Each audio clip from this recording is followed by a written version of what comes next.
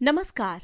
Vision IAS के news today के इस अंक में आप सभी का स्वागत है। इस अंक में हम आपके लिए लेकर आए हैं यूपीएससी परीक्षा की दृष्टि से महत्वपूर्ण कुछ अहम खबरें। इस अंक के साथ मैं हूँ दिव्या तोमर।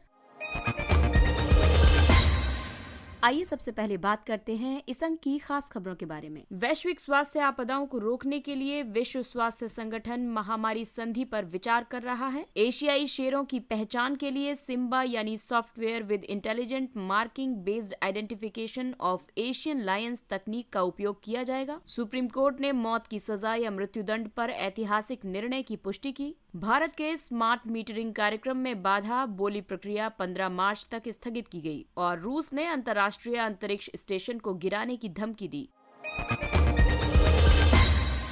इस अंक की सबसे पहली खबर विश्व स्वास्थ्य संगठन से। विश्व स्वास्थ्य आपदाओं को रोकने के लिए विश्व स्वास्थ्य संगठन महामारी संधि पर विचार कर रहा है। दरअसल कोविड-19 वैश्विक महामारी की वजह से वैश्विक स्वास्थ्य प्रणाली में उजागर हुई खामियों को देखते हुए WHO एक महामारी संधि पर विचार विमर्श कर रहा है। इस संधि को लाने का उद्देश्य है भविष्य में वैश्विक महामारी की घटना को रोकने के लिए एक अभिसमय, समझौता या अन्य अंतर्राष्ट्रीय उपाय प्रदान करना। इसके अलावा वैश्विक महामारी के प्रकोप से निपटने के लिए तैयारी और कार्रवाई में सुधार करना। इस संधि की पृष्ठभूमि की बात करें तो विश्व स्वास्थ्य सभा द्वारा दिसंबर 2021 में अपना दूसरा विशेष सत्र आयोजित किया गया था। इस सत्र में सभा द्वारा एकमात्र निर्णय को अपनाया गया था जिसका शीर्षक था द वर्ल्ड टुगेदर। WHO द्वारा ऐसा पहला विशेष सत्र वर्ष 1948 में अपनी स्थापना के समय आयोजित किया गया था। इस निर्णय के तहत WHO ने एक अंतर सरकारी वार्ता निकाय का गठन किया है। इस निकाय को विश्व स्वास्थ्य संगठन के संविधान के अनुच्छेद 19 के अनुपालन में वैश्विक महामारी संधि की विषय वस्तु का प्रारूप तैयार करने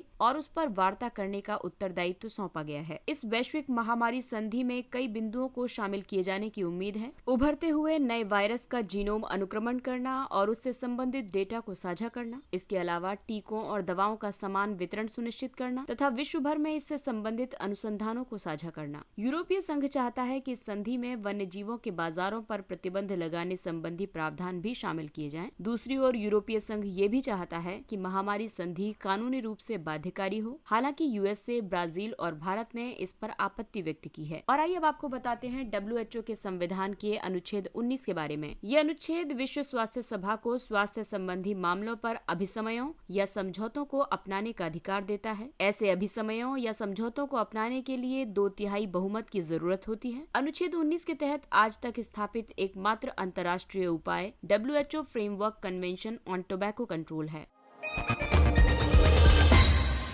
अगली खबर जैव विविधता से संबंधित है। एशियाई शेरों की पहचान के लिए सिम्बा यानी software with intelligent marking based identification of Asian Lions तकनीक का उपयोग किया जाएगा। गुजरात वन विभाग द्वारा आर्टिफिशियल इंटेलिजेंस सिम्बा का उपयोग किया जाएगा। इस सॉफ्टवेयर को शेरों के शरीर के पैटर्न या शारीरिक चिन्ह में अंतर करने के लिए विशेष रूप से डिजाइन किया गया है ताकि शेरों की अलग अलग पहचान की जा सके। इसे हैदराबाद की टेलियो लैब्स द्वारा विकसित किया गया है। एशियाई शेरों के नथुनों के दोनों ओर विशेष मूंछ के धब्बे होते हैं। वैज्ञानिक अध्ययनों के मुताबिक कोई भी 2 विस्कर स्पॉट्स पैटर्न समान नहीं होते, यानी शेरों में ये पैटर्न अलग अलग होता है। साथ ही समय के साथ इनमें कोई बदलाव नहीं होता है। मशीन लर्निंग तकनीक के साथ सिम्बा अलग अलग शेरों की पहचान स्वचालित तरीके से करता है। सिम्बा इस कार्य को कई आधारों पर पूरा करता है। ये अलग अलग शेरों के विस्कर स्पॉट में अंतर के आधार पर ऐसा करता है। इसके अलावा चेहरे पर किसी निशान, कानों पर दाग या काटने के निशान के आधार पर और तस्वीर से संबंधित अन्य मेटा डेटा के आधार पर।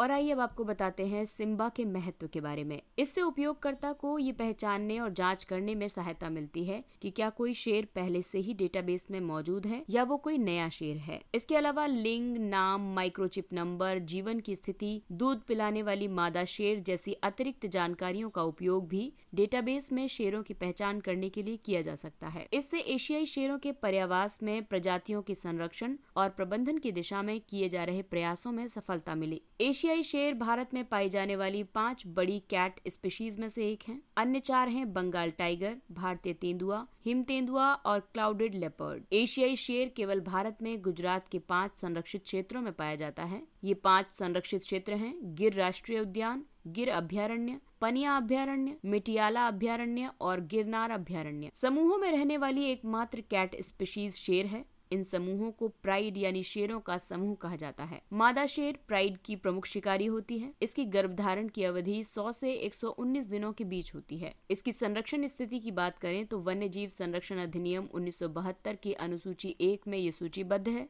वन्य जीवों और वनस्पतियों की लुप्तप्राय प्रजातियों के अंतर्राष्ट्रीय व्यापार पर अभिसमय यानी साइट्स के परिशिष्ट 1 में सूचीबद्ध है और IUCN की लिस्ट में एंडेंजर्ड या संकटापन्न श्रेणी में सूचीबद्ध है। एशियाई शेर अफ्रीकी शेरों की तुलना में आकार में थोड़े छोटे होते हैं। IUCN की लाल सूची में अफ्रीकी शेर वल्नरेबल श्रेणी में सूचीबद्ध हैं।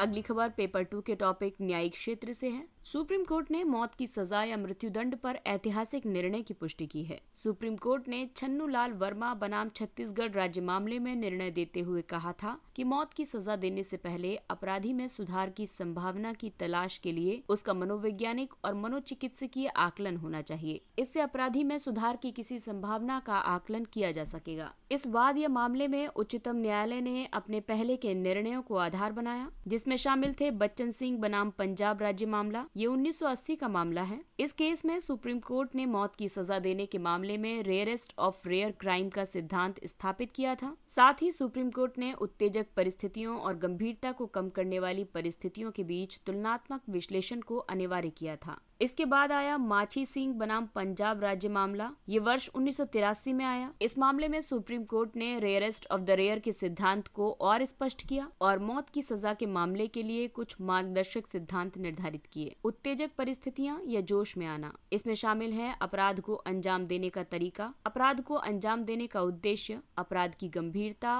और अपराध का पीड़ित कौन है। और गंभीरता को कम करने वाली परिस्थितियों में शामिल है एक आरोपी के सुधार और पुनर्वास की संभावना, उसका मानसिक स्वास्थ्य और उसके जीवन की पृष्ठभूमि। वर्ष 2014 में सुप्रीम कोर्ट ने ये निर्णय दिया था कि मौत की सजा को अमल में लाने में बिना किसी ठोस कारण के देर करना मृत्युदंड की सजा के लघुकरण का एक आधार हो सकता है। ऐसा होने पर एक कैदी, उसका कोई परिजन या यहाँ तक कि एक सक्रिय नागरिक इस तरह की सजा को कम करने की मांग करते हुए एक रिट याचिका दायर कर सकता है।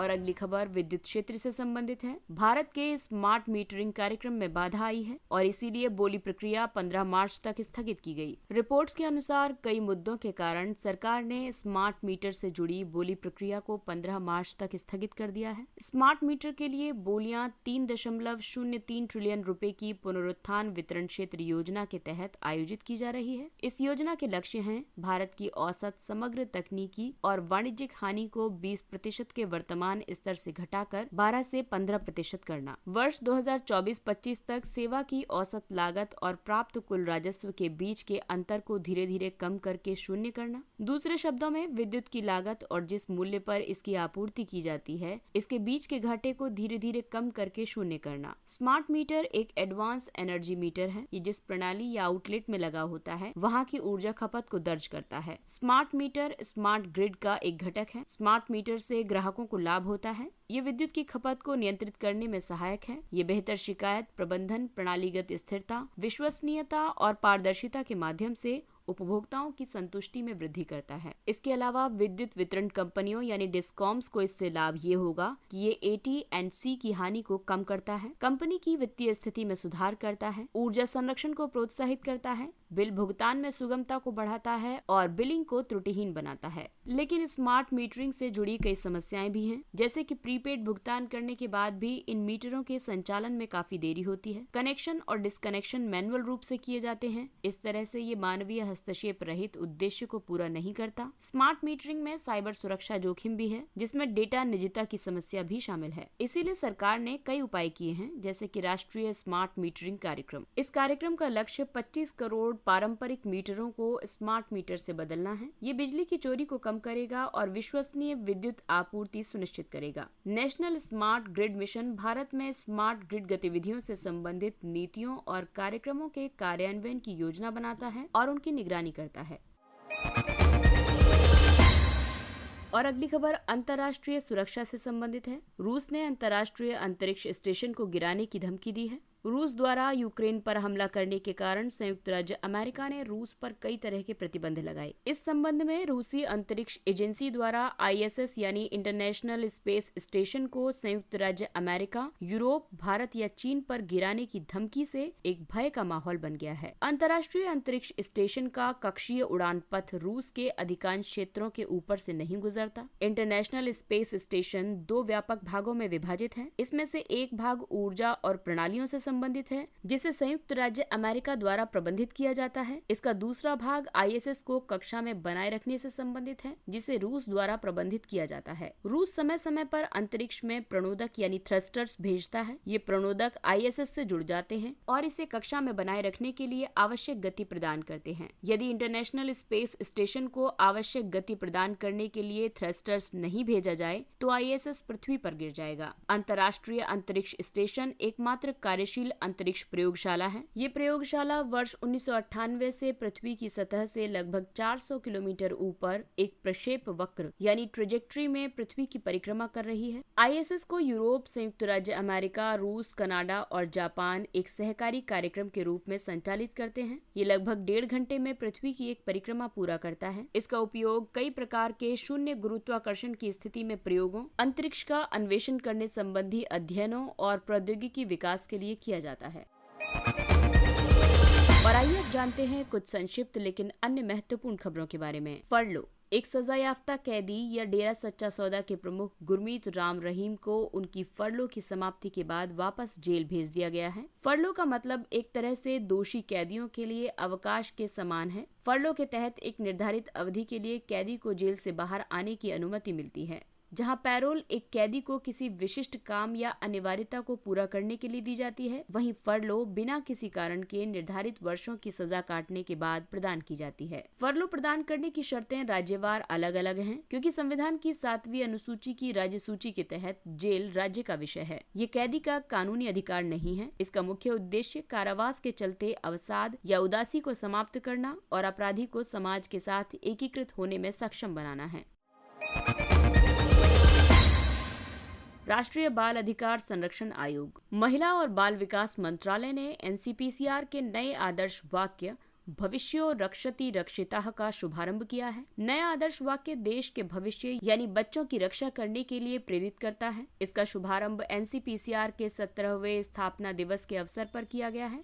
NCPCR बाल अधिकार संरक्षण आयोग अधिनियम 2005 के तहत गठित एक सांविधिक निकाय है। यह सुनिश्चित करता है कि बच्चों से संबंधित सभी कानून, नीतियां और कार्यक्रम संविधान और बाल अधिकारों पर संयुक्त राष्ट्र कन्वेंशन के अनुसार बाल अधिकारों के अनुरूप हों। इसके तहत बच्चों को 0 से 18 वर्ष के आयु वर्ग के व्यक्ति के रूप में परिभाषित किया गया है। ये पॉक्सो अधिनियम के कार्यान्वयन की निगरानी करता है। NCPCR महिला और बाल विकास मंत्रालय के प्रशासनिक नियंत्रण में है। मॉन्ट्रो कन्वेंशन, तुर्की ने जल संधि व्यवस्था के संबंध में वर्ष 1936 के मॉन्ट्रो कन्वेंशन को लागू करने की प्रतिबद्धता व्यक्त की है। तुर्की ने ये निर्णय भूमध्य सागर और काला सागर के बीच रूसी युद्धपोतों की आवाजाही को सीमित करने के उद्देश्य से लिया गया है। मॉन्ट्रो कन्वेंशन के अनुसार बॉस्फोरस और डार्डानेल्स जल संधि दोनों पर तुर्की का नियंत्रण है। ये काला सागर की सुरक्षा और स्थिरता को सुनिश्चित करने के लिए अनिवार्य घटक है। बॉस्फोरस और डार्डानेल्स जल संधि को तुर्की जल संधि या काला सागर जल संधि के नाम से भी जाना जाता है। ये जल संधियां मरमरा सागर के माध्यम से एजियन सागर और काला सागर को जोड़ती हैं। ये एकमात्र ऐसा मार्ग है जिससे काला सागर के बंदरगाहों से कोई पोत भूमध्य सागर और उससे आगे तक पहुंच सकता है। नेशनल लॉजिस्टिक्स पोर्टल को यूनिफाइड लॉजिस्टिक्स इंटरफेस प्लेटफॉर्म के साथ एकीकृत किया जाएगा। नेशनल लॉजिस्टिक्स पोर्टल यानी NLP का उद्देश्य अंतर्राष्ट्रीय और घरेलू बाजारों में व्यवसाय करने की सुगमता सुनिश्चित करना है। इसके लिए ये आयात, निर्यात, घरेलू व्यापार, आवाजाही आदि से संबंधित सभी हितधारकों को एक मंच के माध्यम से जोड़ता है। यूनिफाइड लॉजिस्टिक्स इंटरफेस प्लेटफॉर्म यानी ULIP परिवहन के सभी माध्यमों को एक ही प्लेटफॉर्म के तहत लाता है। इसके तहत ये कई मंत्रालयों और संगठनों से जुड़े सभी लॉजिस्टिक्स संबंधी हितधारकों को आपस में जोड़ता है। इसका उद्देश्य लॉजिस्टिक्स लागत को कम करना है, जो वर्तमान में सकल घरेलू उत्पाद का 13 से 14% है। इसके 3 मुख्य घटक हैं: मौजूदा डेटा के साथ एकीकरण करना, निजी अभिकर्ताओं के साथ डेटा का आदान प्रदान करना और आपूर्ति श्रृंखला में एकीकृत दस्तावेज बनाए रखना। निम्न कार्बन प्रौद्योगिकी परिनियोजन के लिए सुविधा। FLCTD वैश्विक पर्यावरण सुविधा द्वारा वित्त पोषित एक परियोजना है। इसे संयुक्त राष्ट्र औद्योगिक विकास संगठन द्वारा ऊर्जा दक्षता ब्यूरो के सहयोग से कार्यान्वित किया जा रहा है। FLCTD को वर्ष 2016 में आरंभ किया गया था। इसका उद्देश्य भारतीय औद्योगिक और वाणिज्यिक क्षेत्रों में मौजूदा प्रौद्योगिकी अंतराल को समाप्त करना है। इसके लिए ये इनोवेटिव ऊर्जा दक्षता और निम्न कार्बन प्रौद्योगिकी समाधानों की पहचान करता है। FLCTD ने कई क्षेत्रों में इनोवेशन चैलेंज के लिए 6 प्राथमिकता आधारित तकनीकी घटकों की पहचान की है, जिसमें शामिल है best heat recovery, space conditioning, industrial resource efficiency, electrical energy storage. और आइए अब बात करते हैं कोणार्क मंदिर की। ओडिशा कोणार्क मंदिर और कोणार्क शहर को 100% सौर शहर बनाने की योजना पर कार्य कर रहा है। सूर्यदेव को समर्पित ये मंदिर बंगाल की खाड़ी के तट पर स्थित है। इसका निर्माण पूर्वी गंग वंश के राजा नरसिंह देव प्रथम द्वारा 1238 और 1250 ईस्वी के बीच कराया गया था। इसमें कई प्रमुख भाग होते हैं। सबसे पहला भाग होता है रेखा देउल या जिसे विमान कहा जाता है, जो कि एक शिखर जैसी संरचना होती है। दूसरा भाग होता है जगमोहन, जिसे सभा भवन कहा जाता है। तीसरा है नट मंदिर या नृत्य भवन और अन्य कई उपसंरचनाएं शामिल होती हैं। इसे वर्ष 1984 में यूनेस्को द्वारा विश्व धरोहर स्थल घोषित किया गया था। इसे ब्लैक पैगोडा के नाम से भी जाना जाता है। और आइए अब बात करते हैं सुर्खियों में रहे व्यक्तित्व के बारे में। बिश्नी देवी शाह। बिश्नी देवी शाह का जन्म बागेश्वर उत्तराखंड में हुआ था। उन्हें उत्तराखंड की पहली महिला कार्यकर्ता और स्वतंत्रता आंदोलन के दौरान जेल जाने वाली पहली महिला के रूप में जाना जाता है। वे रात्रि जागरण में कुमाऊनी कवि गिरदा के गीत गाती थी। वो महात्मा गांधी के जन जागरण से प्रेरित थी। उन्होंने वर्ष 1940-41 में गांधी जी द्वारा शुरू किए गए व्यक्तिगत सत्याग्रह में भाग लिया था। वर्ष 1942 के भारत छोड़ो आंदोलन में बिश्नी देवी शाह ने ब्रिटिश सरकार को एक आंदोलनकारी महिला की भूमिका का अनुभव कराया। उन्होंने स्वदेशी और खादी के विचारों को प्रोत्साहित किया। उनके जीवन मूल्य जो आज भी हमें प्रभावित करते हैं वे हैं देशभक्ति, बहादुरी और स्वदेशी।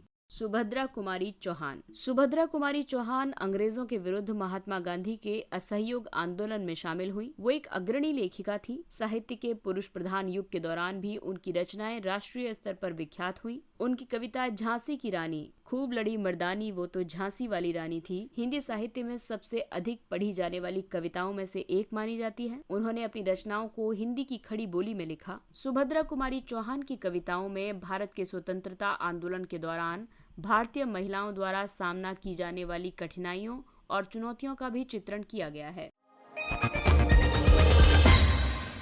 और आइए अब बात करते हैं सुर्खियों में रहे स्थलों के बारे में। मेडागास्कर। मेडागास्कर एक महीने के भीतर ही चौथे उष्णकटिबंधीय चक्रवात का सामना कर रहा है। फिलहाल वहां इमनाती चक्रवात आया हुआ है। मेडागास्कर एक द्वीपीय देश है। ये अफ्रीकी महाद्वीप के दक्षिण पूर्वी तट से दूर हिंद महासागर में स्थित है। ये विश्व का 5वां सबसे बड़ा द्वीप भी है। ये कोमोरोस, फ्रांस, मॉरिशस और मोजाम्बिक और सेशेल्स के साथ समुद्री सीमाएं साझा करता है। मोजाम्बिक चैनल इसे अफ्रीकी महाद्वीप से अलग करता है। मेडागास्कर के तटीय क्षेत्रों में जलवायु उष्णकटिबंधीय, आंतरिक भागों में समशीतोष्ण और दक्षिण में शुष्क है। 250 से अधिक द्वीपों के साथ यहाँ विश्व की कुछ सबसे बड़ी प्रवाल भित्ति प्रणालियां और पश्चिमी हिंद महासागर में सबसे विशाल मैंग्रोव क्षेत्र मौजूद है। इसके साथ ही ये अंक समाप्त होता है। अगले अंक में फिर मुलाकात होगी कुछ अन्य महत्वपूर्ण खबरों के साथ। तब तक अपना ख्याल रखिए, सुरक्षित दूरी बनाए रखिए, मास्क पहनिए, हाथ और चेहरा साफ रखिए, क्योंकि कोविड अभी पूरी तरह से समाप्त नहीं हुआ है। इसलिए अपना और अपनों का विशेष ध्यान रखें, टीकाकरण अवश्य करवाएं और इसी अपील के साथ विजन IAS की पूरी टीम को दीजिए इजाजत। नमस्कार।